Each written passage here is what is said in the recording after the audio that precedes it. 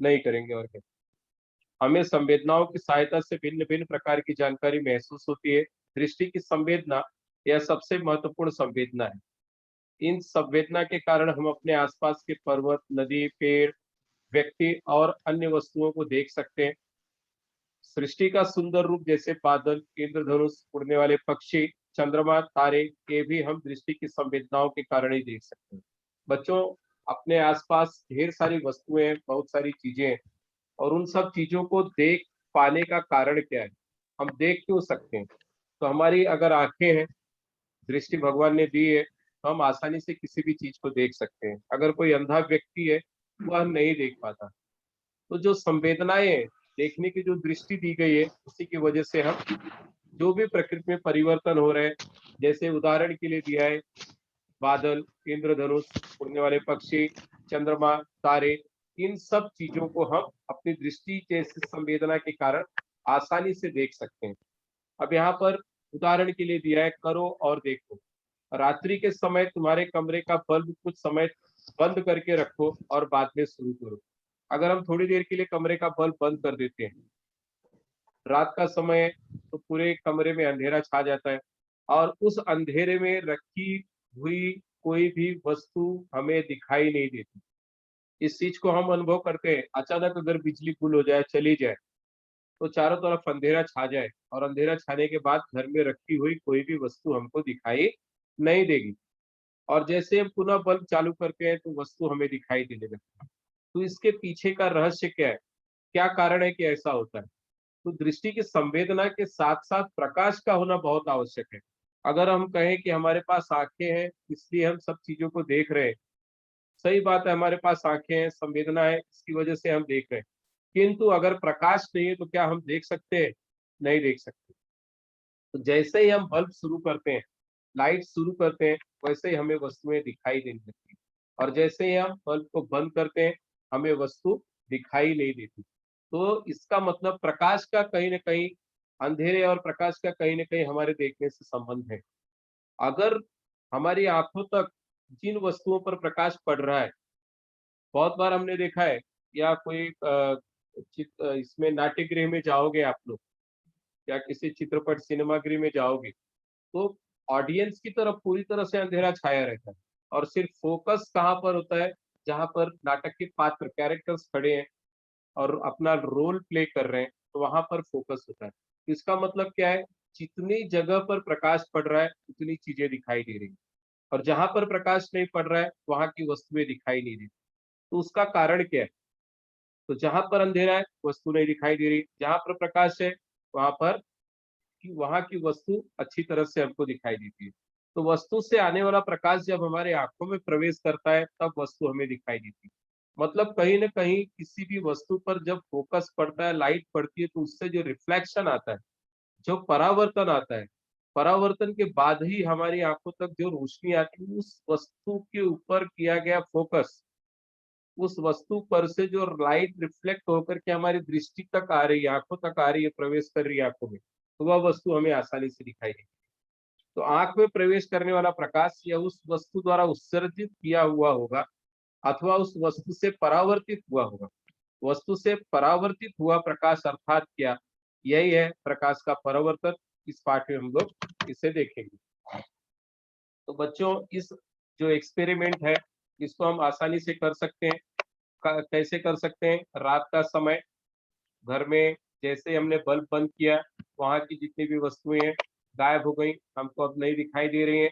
और जैसे ही हमने लाइट ऑन किया, बल्ब को चालू किया, प्रकाश किया कमरे में, वैसे ही वस्तुएं दिखाई देने लगती है।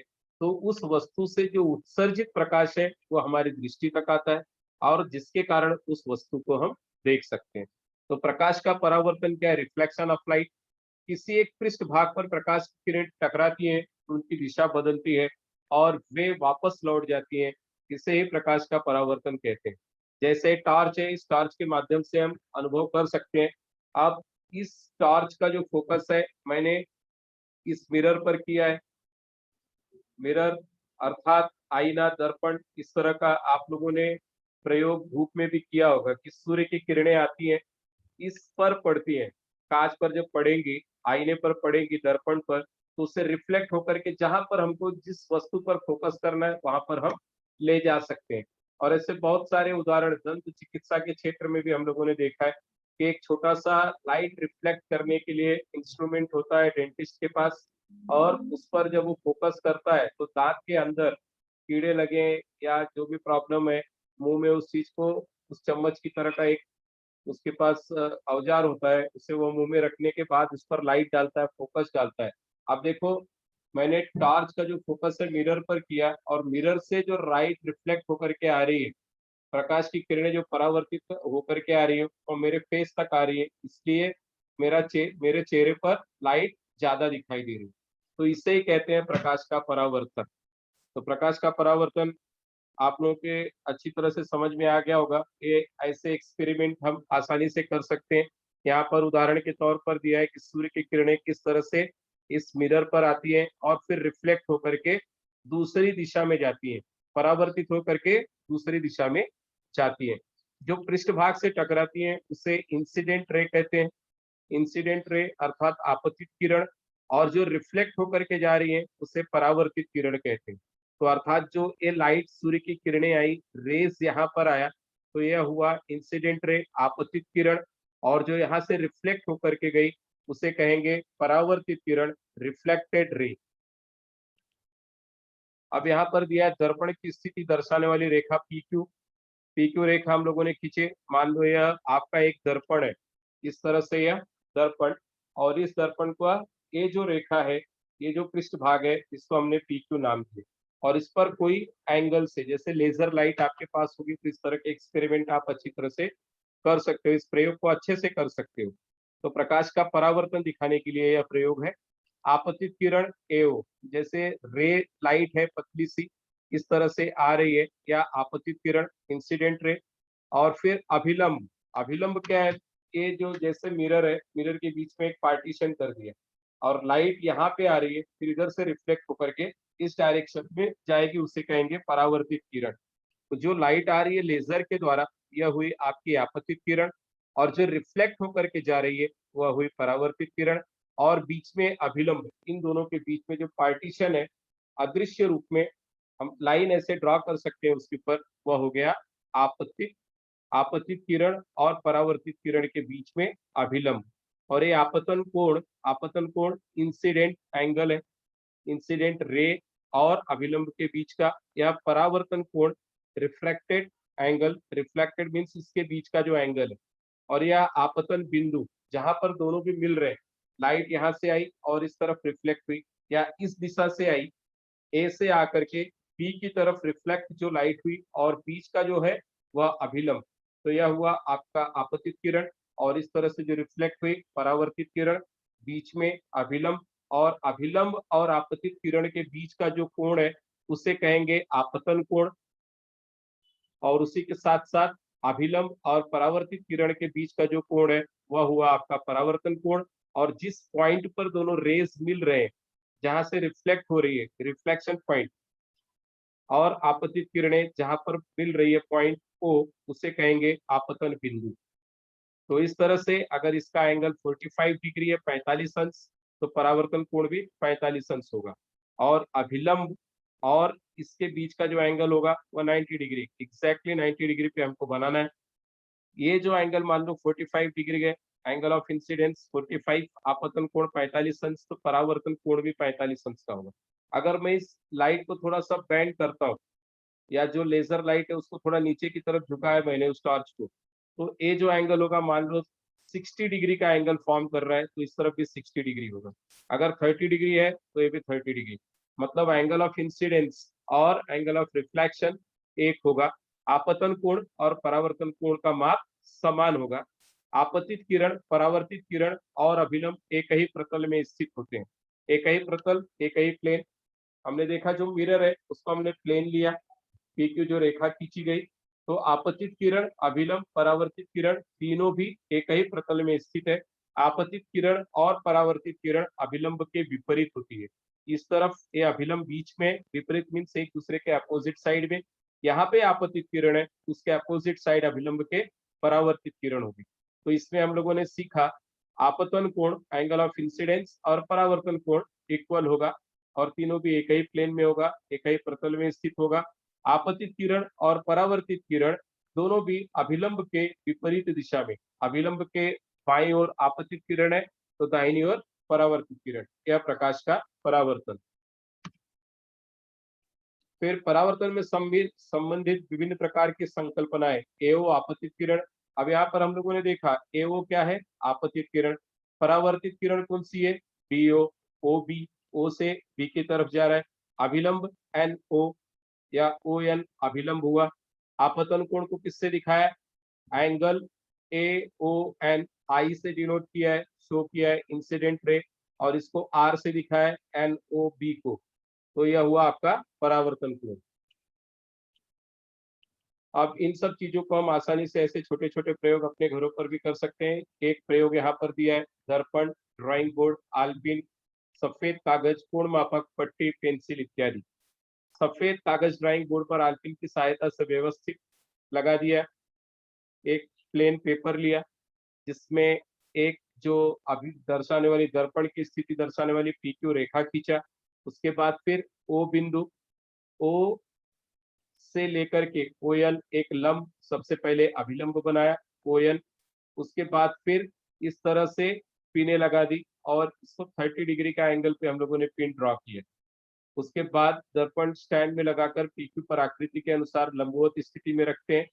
दर्पण में देखकर, दर्पण में देखने वाले आलपिनों के प्रतिबिंबों के नीचे, अर्थात जिस तरह का प्रतिबिंब बन रहा है, ये सपोज आपकी आंख है, यहाँ से आप देख रहे हो कि किस तरह का एंगल फॉर्म कर रहा है। मान लो 30 डिग्री का एंगल है, इसी के दूसरी ओर से, अभिलंब के दूसरी ओर से जब हम लोग ड्राइंग बोर्ड पर इस तरह की कोण लगाते हैं तो इसका जो एंगल होगा, सपोज 30 डिग्री है तो दूसरा वाला जो एंगल है 30 डिग्री। तो इस तरह से आपतन कोण, एंगल ऑफ इंसिडेंस और परावर्तित कोण वह भी 30 डिग्री। अगर हमने 45 डिग्री एंगल लिया है आपतन कोण, तो परावर्तित जो कोण है वह भी 45 डिग्री होगा। तो इस तरह से हम देख सकते हैं इस प्रयोग के माध्यम से कि एंगल ऑफ इंसिडेंस और एंगल ऑफ रिफ्लेक्शन दोनों कभी भी इक्वल होता है। अगर मैंने यहाँ पे 30 अंश लिया है तो ये जो रिफ्रेक्टेड एंगल है वह भी 30 डिग्री होगा। सपोज मैंने 45 डिग्री लिया है, उदाहरण में जैसे दिया है, तो परावर्तित कोण भी 45 डिग्री पर ही वह जो लाइन है हमको दिखाई देगी स्पष्ट रूप से। अगर 60 डिग्री है तो परावर्तित कोण भी 60 अंश पर वह लाइट रिफ्लेक्ट होगी। ये प्रयोग आप लोग आसानी से घर पे कर सकते हैं। जो भी साहित्य यहाँ पर दिया है, जैसे दर्पण, ड्राइंग बोर्ड, आलपिन, सफेद कागज, इन सब के माध्यम से इसका एक्सपेरिमेंट कर सकते हैं। और बहुत ही अगर आसान तरीके से इसका एक्सपेरिमेंट करना है आप लोगों को, तो एक लेजर लाइट अगर पड़ी हो कहीं, तो उससे मिरर के ऊपर जब हम लोग फोकस करते हैं तो एक पतली लाइन जाती हुई स्पष्ट रूप से दिखाई देती है, वह हो गया आपका एंगल ऑफ इंसिडेंस। और जो दूसरी निकली लाइन उसी एंगल के ऊपर तो जो एंगल फॉर्म करेगा वह होगा एंगल ऑफ रिफ्लेक्शन। और एंगल ऑफ इंसिडेंस और reflection i equals to r हमको स्पष्ट रूप से दिखाई देता है। अब यहाँ पर रेगुलर रिफ्लेक्शन और इरेगुलर रिफ्लेक्शन, तो जो रेगुलर रिफ्लेक्शन नियमित परावर्तन है, तो नियमित परावर्तन कहाँ पर दिखाई देगा, हमको समतल पृष्ठ पर दिखाई देगा। समतल एकदम जैसे या प्लेन मिरर है, इसके ऊपर समतल पृष्ठभाग, या कोई प्लेट लिया है हमने, थाली ली है, नए नए पात्र घर पर जब हम लोग लाते हैं प्लेट या थाली, तो वह एकदम पूरी तरह से स्टील का चमकता हुआ उसका पृष्ठभाग होगा। और उस पर भी अगर हम लोग देखें तो समतल पृष्ठभाग के ऊपर प्रकाश का जो रेगुलर रिफ्लेक्शन है उसके एग्जाम्पल्स हम आसानी से देख सकते हैं। और उसमें भी यही सिद्ध होता है कि angle of incidence is equals to angle of reflection. यहाँ पर दिया है कि आपतित कोण I1 है तो R1 इसका रिफ्लेक्टेड एंगल होगा। अगर 3 लेजर लाइट एक साथ हम इस मिरर पर, इस दर्पण पर, अगर एक साथ 3 लेजर लाइटें निश्चित अंतर में रख करके, निश्चित दूरी पर रख करके अगर हम लोग इस पर लाइट पहुंचाएंगे तो उससे जो एंगल्स बनेंगे वह भी उतने ही अंतर पर होंगे। जैसे 30 डिग्री का गैप है तो 30 डिग्री का ही एंगल बनेगा। तो यहाँ पर उदाहरण दिया है, आपतित किरणों के आपतित कोण I1, I2, I3 है। अगर मैंने I1 को 30 डिग्री पे लिया, I2 को 45 डिग्री और I3 को 60 डिग्री पे लिया है, तो R1 30 डिग्री, R2 45 और R3 60 डिग्री होगा। इससे यह सिद्ध होता है कि आपतित किरण जिस एंगल को फॉर्म करती है, जिस कोण को बनाती है, आपतित कोण और परावर्तित कोण दोनों भी कभी भी समान होते हैं। प्रकाश का अनियमित परावर्तन, जैसे खुरदरा पृष्ठभाग है। अब इसके लिए उदाहरण क्या हो सकता है? जैसे सिल्वर फॉइल जिसमें हम लोग रोटी बांधते हैं, सिल्वर कलर का होता है, चांदी की तरह का। उसको हम लोग ने पूरी तरह से मोड़ दिया, जब वो एकदम पूरा नए कंडीशन में है तो वह एकदम समतल पृष्ठभाग होता है। अगर उसको मोड़ दिया हम लोगों ने तो वह खुरदरा पृष्ठभाग हो जाएगा। और खुरदरा पृष्ठभाग होने के बाद जो उसके ऊपर लाइट रिफ्लेक्ट होगी वह चारों तरफ किसी भी तरफ स्कैटर होगी, फैलेगी। तो यहाँ पर एंगल ऑफ इंसिडेंस और एंगल ऑफ रिफ्लेक्शन इक्वल नहीं होगा। तो खुरदरा जो पृष्ठभाग है उसके जो एंगल्स है वह कहीं भी किसी भी ओर उसकी प्रकाश की किरणें परावर्तित होती हैं। इसको कहते हैं इररेगुलर रिफ्लेक्शन, अनियमित परावर्तन, प्रकाश का अनियमित परावर्तन। तो दो उदाहरण देखा हम लोगों ने। पहला प्रकाश का नियमित परावर्तन, रेगुलर रिफ्लेक्शन ऑफ लाइट, और दूसरा है इररेगुलर रिफ्लेक्शन ऑफ लाइट, प्रकाश का अनियमित परावर्तन। समतल पृष्ठभाग है, प्लेन सरफेस है, तो वहां पर रेगुलर रिफ्लेक्शन होगा, प्रकाश का नियमित परावर्तन होगा। और अगर खुरदरा पृष्ठभाग है, रफ है, तो रफ अगर पृष्ठभाग पर हम लोग लाइट पहुंचाएंगे तो लाइट स्कैटर होगी, किसी भी दिशा में फैलेगी, तो उसे कहेंगे अनियमित परावर्तन, इररेगुलर रिफ्लेक्शन ऑफ लाइट। नियमित और अनियमित इन दोनों परावर्तनों में प्रकाश के परिवर्तन के नियमों का पालन किया जाता है। ऐसा कई बार प्रश्न आता है कि क्या नियमित और अनियमित, बहुत बार ऐसे प्रश्न आते हैं कि अनियमित प्रकाश के परावर्तन में परावर्तन नियमों का पालन किया जाता है क्या? तो होता है। इरेगुलर रिफ्लेक्शन हो या रेगुलर रिफ्लेक्शन हो, प्रकाश के जो परावर्तन के नियम है उन दोनों को फॉलो करता है, नियमों का पालन होता है। अनियमित परावर्तन में होने वाले प्रकाश का परावर्तन या परावर्तन के नियम का पालन नहीं होने के कारण प्राप्त परावर्तन न होकर वे परावर्तित पृष्ठभाग अनियमित खुरदरा होने से प्राप्त होता है। फिर अनियमित परावर्तन में प्रत्येक आपतन बिंदु से होने वाला आपतन कोण भिन्न होता है, परंतु एक ही आपतन बिंदु से प्राप्त होने वाले आपतन कोण और परावर्तित कोण समान माप के होते हैं। इसका मतलब I1 equals to R1, I2 equals to R2। इस तरह से हम देखते हैं कि नियमित और अनियमित दोनों जो प्रकाश का परावर्तन दोनों सरफेस से हो रहा है वह नियमों के परावर्तन के नियमों का पालन करता है। अब यहाँ पर एक उदाहरण दिया है, reflection of reflected light. Case कर्तनालय में तुम्हारे गर्दन के बाल कारागिर ने ठीक प्रकार से काटे हैं, क्या यह तुम देख सकते हो? अगर हम लोग सलून में जाते हैं, सलून में जाने के बाद पीछे का जो बाल है वो सही तरीके से कटा है कि नहीं सर पे, उसको देखने के लिए अगर आप लोगों ने ध्यान दिया होगा तो सलून में इस तरह से एक मिरर पीछे भी होता है और एक मिरर आगे। तो इस मिरर में सामने की तरफ का जो मिरर है, इस मिरर को लेंगे हम तो इसमें आसानी से पीछे के बाल सही से कटे हैं या नहीं कटे हैं हम देख सकते हैं। तो ऐसे उदाहरण आए दिन हम लोग देख सकते हैं, सलून में देख सकते हैं, आप लोगों ने अनुभव किया होगा। दर्पण में हमारा प्रतिबिंब कैसा दिखता है, दाएं व बाएं भाग का क्या होता है? अब आपके घर पर दर्पण होगा तो देखिए आपका जो दायां भाग है वह बायां दिखाई देगा और जो बायां भाग है वह दाहिना दिखाई देगा। अब इस मिरर में देखोगे कि आपके पास मिरर है तो उसमें आप इस चीज को देख सकते हो। या कोई भी अंग्रेजी का अक्षर है या हिंदी के अक्षर है, अब इसमें अगर मैं दिखाऊं तो उल्टा दिखाई देगा। इस तरह से हम देख सकते हैं। पानी में चंद्रमा का प्रतिबिंब कैसे दिखाई देता है? अगर थाली में पानी रखा है, पानी अगर स्थिर है तो चंद्रमा का प्रतिबिंब पूरी तरह से स्पष्ट दिखाई देता है। अगर पानी हिल रहा है तो उसमें प्रतिबिंब भी हिलता हुआ दिखाई देगा। तो इस तरह से ऐसे उदाहरण हम देख सकते हैं। तो उदाहरण के लिए यहाँ पर एक चंद्रमा का हम ले लेते हैं कि हम चंद्रमा का पानी में प्रतिबिंब किस प्रकार देखते हैं। तो चंद्रमा स्वयं प्रकाशित न होने के कारण सूर्य का प्रकाश चंद्रमा पर पड़ने से उसका परावर्तन होता है।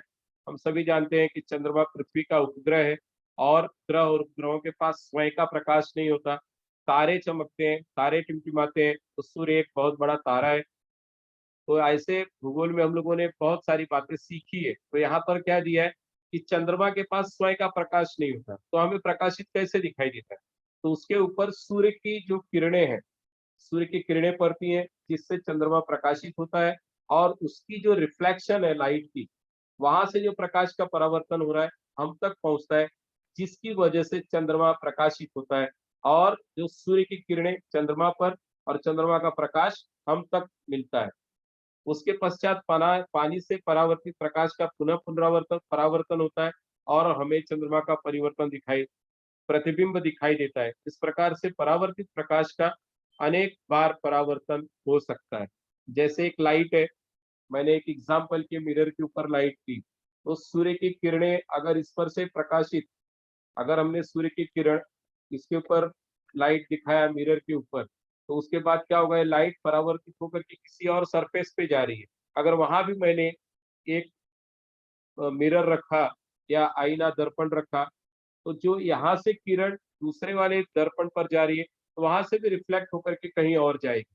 तो एक सरफेस से दूसरे सरफेस पे और दूसरे सरफेस से अलग सरफेस पे भी लाइट को हम परावर्तित कर सकते हैं। अब यहाँ पर एक कैलिडोस्कोप का उदाहरण, इसे आप लोग आसानी से बना सकते हो घर पर भी प्रयोग के तौर पर। गत्ता है, गत्ते की नलिका है, और उसके अंदर बंद करने की टोपी, अर्थात दोनों तरफ से बंद कर सकें, और 3 दर्पण लगाए गए, और उसके बीच कुछ कांच के टुकड़े डाले जाते हैं। कांच के 4-5 भिन्न रंग वाले टुकड़े, जैसे चूड़ियों के भी टुकड़े डाल सकते हो, चूड़ी के कांच की जो चूड़ियां होती है उसके जो टुकड़े होंगे इसके अंदर डाल सकते हैं। आप दूसरे भाग को बंद करके कागज पर एक छिद्र करके जब हम इसमें देखते हैं, तो अनेक आकृतियां बनती हुई हमको दिखाई देती है, और उस छिद्र से जब उजाले में देखेंगे तो कांच के टुकड़ों से असंख्य प्रतिबिंब तैयार हुए दिखाई देते हैं। ये प्रतिबिंब तीनों दर्पणों में हुए परावर्तनों के कारण निर्मित होते हैं। आप कैलिडोस्कोप से अनेक रंगीन आकृतियां देखने को मिलती है।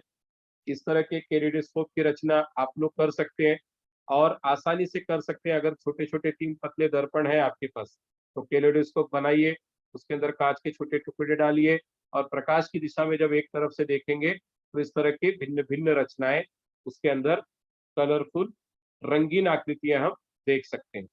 अब यहाँ पर एक पारदर्शी दिखाया गया है, गत्ते का खोखा, इस तरह से इसकी प्रतिकृति दी गई है। इसको बना करके यहाँ पर एक दर्पण फिक्स किया, और दूसरा दर्पण यहाँ पर फिक्स किया है, इसे परिदर्शी कहते हैं।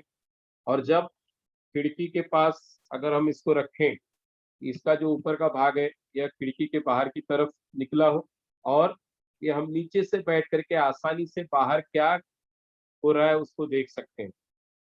तो यहाँ पर जो भी चीजें हैं, वस्तुएं हैं, वह इस दर्पण पर दिखाई देंगी, और इस दर्पण से इस दूसरे वाले दर्पण पर, और हम अपनी आंखों से स्पष्ट रूप से बाहर की जो भी क्रियाकलाप है, गतिविधियां है, उस पर नजर रख सकते हैं। तो यह जो सबमरीन्स है, पनडुब्बियां हैं, तो इन पारदर्शी पारदर्शी का उपयोग पनडुब्बी में कर सकते हैं। पनडुब्बी क्या होती है, पानी के अंदर पूरी तरह से सबमर्ज होती है, डूबी हुई है, अंदर की तरफ एकदम तल में होती है, और एक परिदर्शी ऊपर की तरफ निकला है। बाहर कोई शत्रु की नाव तो नहीं जा रही है वहां से, तो उन सब चीजों पर निगरानी रखने के लिए पारदर्शी का उपयोग होता है। अब यहाँ पर परावर्तित किरण अभिलंब से 60 डिग्री का कोण बनाती है, तो आपतित किरण अभिलंब से कितने अंश का कोण बनाएगी? 60 अंश का। जैसे मैंने बताया कि आपतित किरण और परावर्तित किरण अगर प्लेन सरफेस पे है, तो बीच में अभिलंब, तो इस तरफ अगर 60 अंश का कोण है, एंगल ऑफ इंसिडेंस, तो परावर्तन कोण भी 60 अंश का ही होगा। तो ऐसे उदाहरण 2 दिए हैं। आपतित किरण और परावर्तित किरण, इनमें 90 अंश का कोण हो, तो आपतन कोण और परावर्तन कोण के माप ज्ञात करो। तो दिया है आपतित किरण और परावर्तित किरण, इसमें 90 अंश का कोण बनता है, I plus R equals to 90 degree. परंतु प्रकाश की परावर्तन के नियमानुसार आई इक्वल्स टू आर। अगर इंसिडेंट रे 90 डिग्री है, तो क्या होगा, 45 डिग्री अंश के कोण बनेंगे आपतन कोण और परावर्तन कोण, यह 45 अंश के हैं। तो इस तरह के उदाहरणों को यहाँ पर हल करके दिखाया गया है, इसको हम आसानी से देख करके हल कर सकते हैं, और यह सिद्ध कर सकते हैं कि आपतन कोण और जो परावर्तन कोण है, वह दोनों समान होते हैं। तो इस स्वाध्याय को आप लोग देखिए, नहीं समझ में आया तो पूछिए, क्योंकि समय अब समाप्त है। थैंक यू, धन्यवाद।